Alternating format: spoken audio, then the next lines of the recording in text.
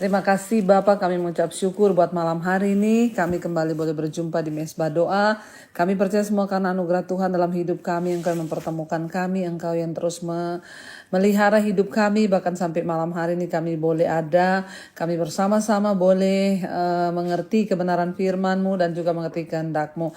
Terima kasih Bapak, urapi setiap kami, urapi hamba-Mu yang tidak ada apa-apanya. Sampaikan firman-Mu bagi setiap kami. Dalam nama Yesus kami berucap syukur. Haleluya. Amin, amin, amin. Iya, baik saudara, kita akan melanjutkan pembacaan firman Tuhan. Namun seperti biasanya saya akan bacakan kesaksian terlebih dahulu. Shalom Ibu Debbie, saya mengucap syukur karena ternyata setelah mendengarkan semua khotbah-khotbah Ibu, bahkan mendengarkan Mesbah Doa, ya saya semakin hari semakin diubahkan. Tanpa saya sadari, ya ternyata ya saya telah banyak diubahkan oleh firman Tuhan. Beberapa hari yang lalu contohnya ya suami saya bawa oleh-oleh parfum ya hanya dua biji saja.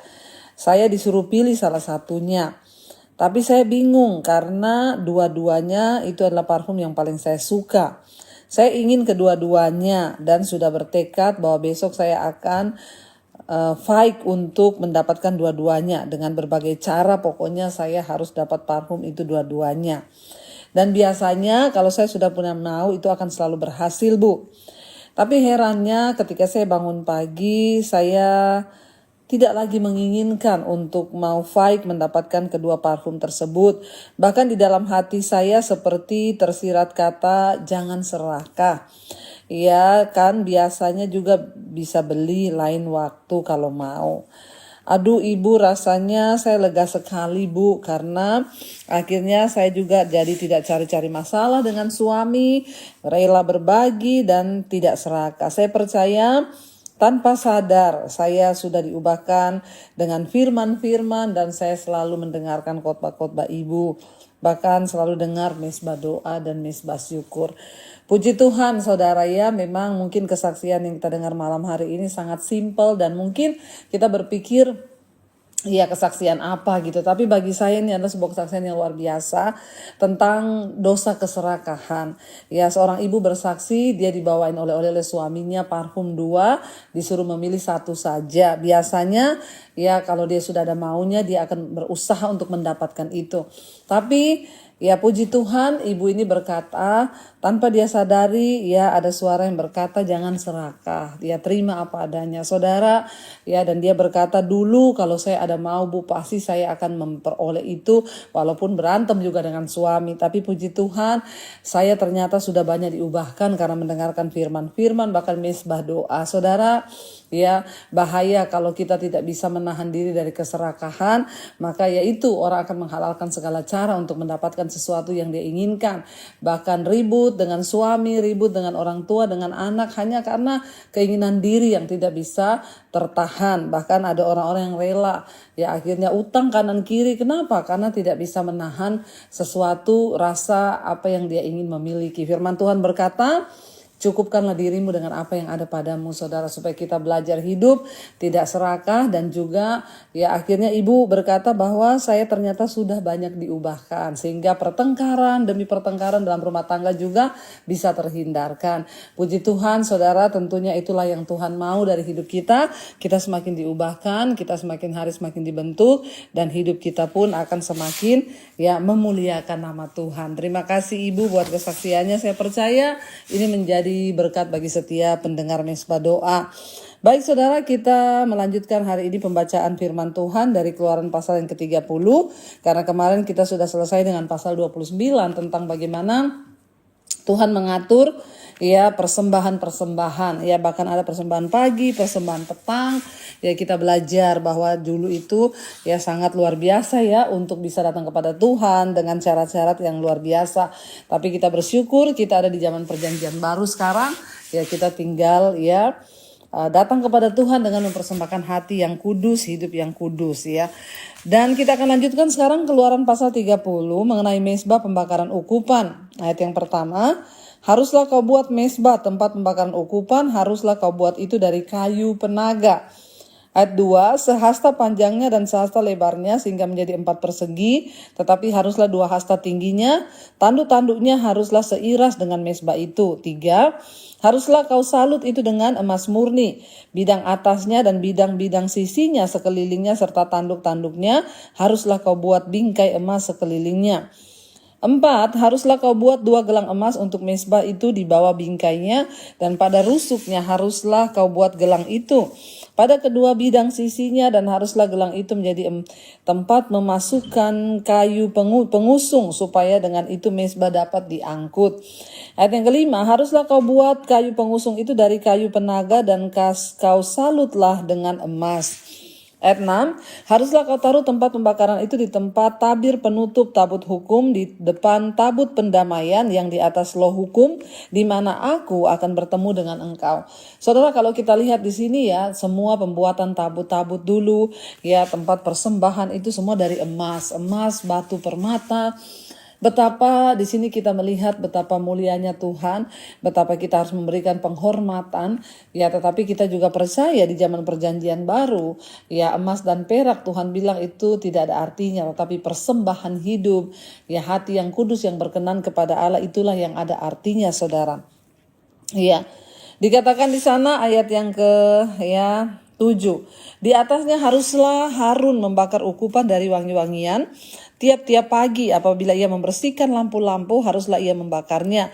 Ayat 8, juga apabila Harun memasang lampu-lampu itu pada waktu senja, ia harus membakarnya dengan ukupan yang tetap di hadapan Tuhan di antara kamu turun-temurun.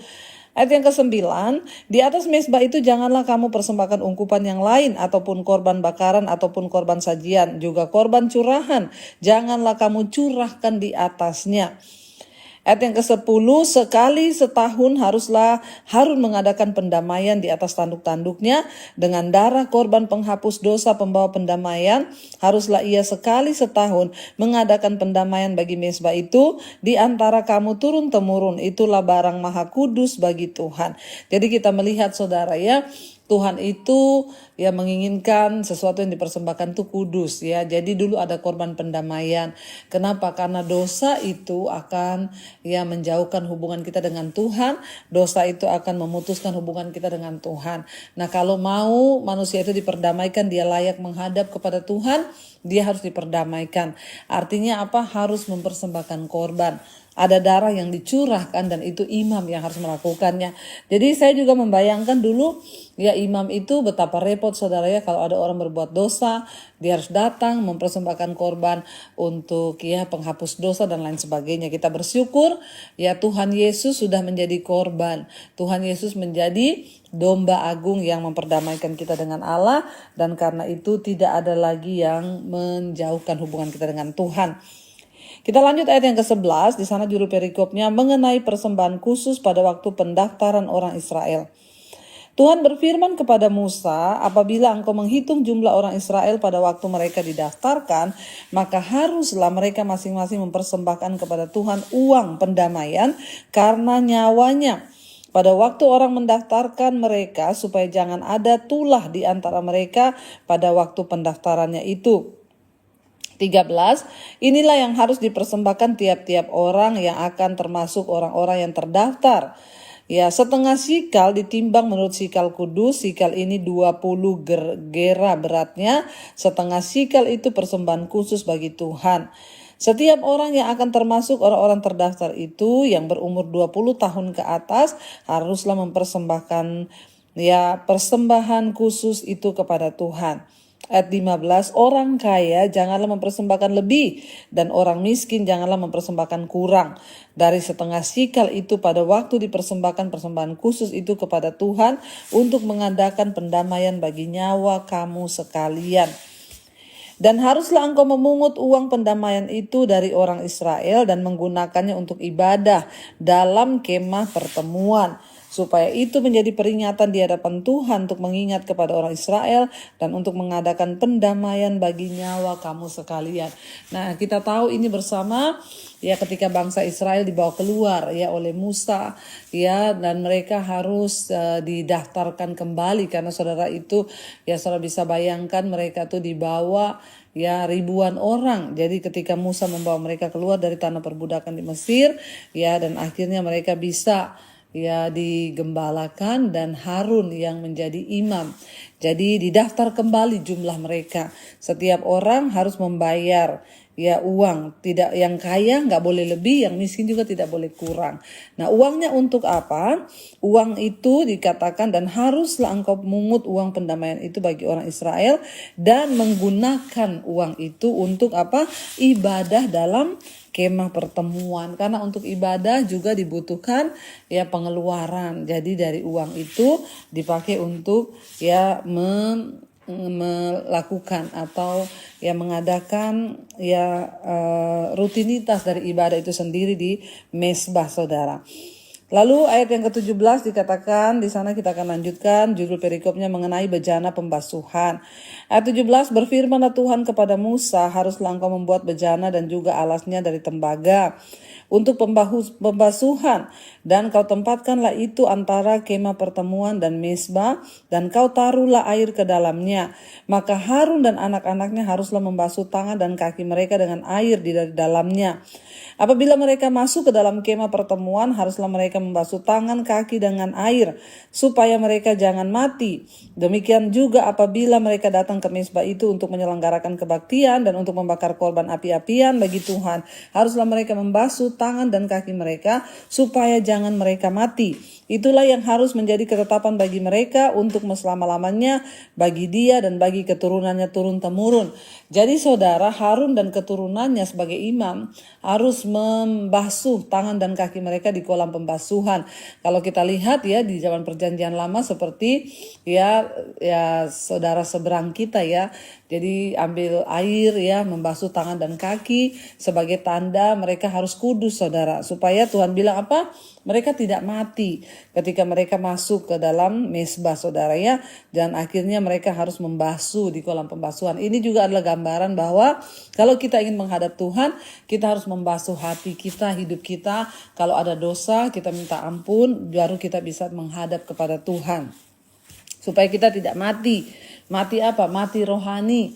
Ya, bukan mati secara fisik saja, tetapi mati rohaninya saudara, kalau orang itu tidak kudus di hadapan Tuhan. Ayat yang ke-22 sekarang kita akan baca. Dikatakan di sana mengenai minyak urapan yang kudus ya. Berfirmanlah Tuhan kepada Musa, ambillah rempah-rempah pilihan, mur, tetesan 500 sikal, dan kayu manis yang harum, setengah dari itu yakni 250 sikal, dan tebu yang baik 250 sikal, dan kayu teja 500 sikal ditimbang menurut sikal kudus, dan minyak zaitun 1 hin. Haruslah kau buat semuanya itu menjadi minyak urapan yang kudus, suatu campuran rempah-rempah yang dicampur dengan cermat seperti buatan seorang tukang campur rempah-rempah. Itulah yang harus menjadi minyak urapan yang kudus. Haruslah engkau mengurapi dengan itu kemah pertemuan dan tabut hukum, meja dengan segala perkakasnya, kandil dengan perkakasnya, dan mesbah pembakaran ukupan, mesbah korban bakaran dan segala perkakasnya, bejana pembasuhan dengan alasnya, haruslah kau kuduskan semuanya itu sehingga menjadi maha kudus. Setiap orang yang kena kepadanya akan menjadi kudus. Ayat 30, engkau harus juga mengurapi dan menguduskan Harun dan anak-anaknya supaya mereka memegang jabatan imam bagiku. Dan kepada orang Israel haruslah kau katakan demikian, inilah yang harus menjadi minyak urapan yang kudus bagiku di antara kamu turun-temurun. Kepada badan orang biasa janganlah minyak itu dicurahkan, dan janganlah kau buat minyak yang semacam itu dengan memakai campuran itu juga. Itulah minyak yang kudus dan haruslah itu kudus bagimu. Orang yang mencampur rempah-rempah menjadi minyak yang semacam itu atau yang membubuhnya pada badan orang awam haruslah dilenyapkan dari antara segala bangsa. Saudara, kita lihat di sini tidak main-main. Tuhan menyuruh Musa untuk membuat minyak urapan. Tapi minyak itu tidak boleh dicontoh karena itu minyak dipakai di tempat yang maha kudus, saudara. Untuk mengurapi tempat-tempat dan barang-barang yang kudus. Nggak boleh dicontoh. Kalau ada yang mencontoh kata firman Tuhan maka dia akan mati.